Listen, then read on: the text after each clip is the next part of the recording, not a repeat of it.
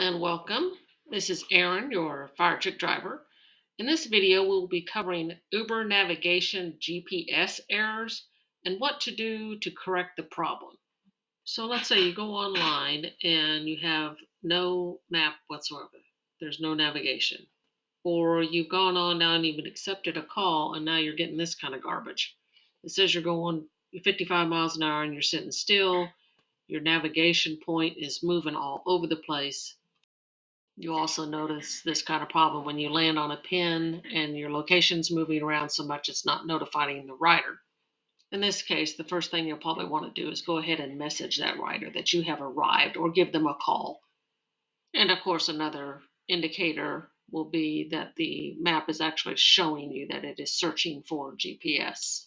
The best way to correct this problem is just to go ahead and uninstall the app and then go through the whole process of reinstalling it onto your phone or device. I use an Android, so I'll find Uber Driver on the Play Store and install the app. Once installed, go ahead and open the app back up, give all the needed permissions, log into your account, select your language, take care of the required actions, such as push notifications. You may do to make sure those are turned on.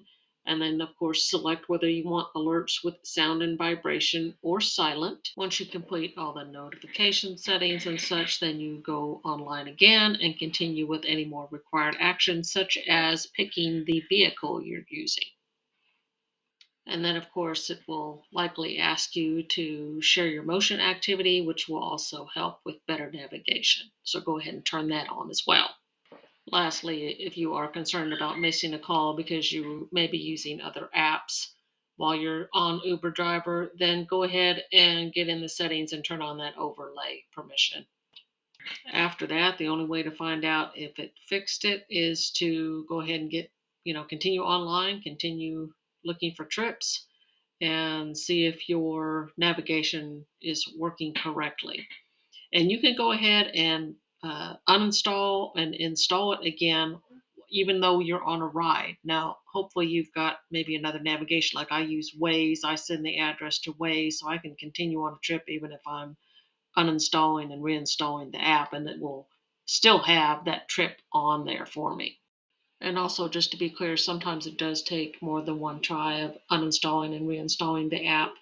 The other thing to do is to make sure you don't have a bunch of other apps on at that time, because sometimes that can also affect the navigation and it picking up the GPS.